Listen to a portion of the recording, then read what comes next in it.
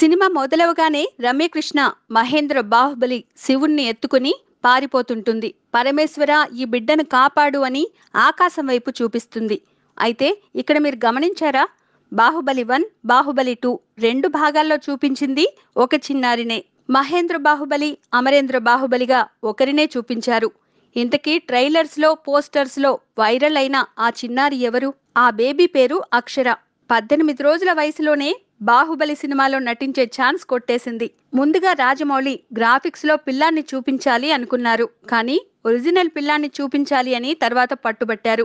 Baahubali 1 shooting కేరళలోని అతురపల్లి జలపాతాల వద్ద shooting జరుగుతున్నప్పుడు అదే సమయంలో కేరళ అంగన్వాడీ ప్రాంతంకి చెందిన వల్సన్ అనే ప్రొడక్షన్ ఎగ్జిక్యూటివ్ పనిచేస్తుండగా అతనికి అక్షర జన్మించింది.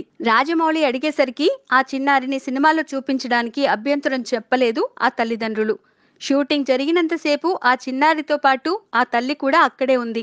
ఏదేమైనా 18 రోజుల వయసులోనే దేశం గర్వించే సినిమాలో నటించే ఛాన్స్ కొట్టేసింది అక్షర. Please subscribe. Hi, it's me Purna. Please subscribe.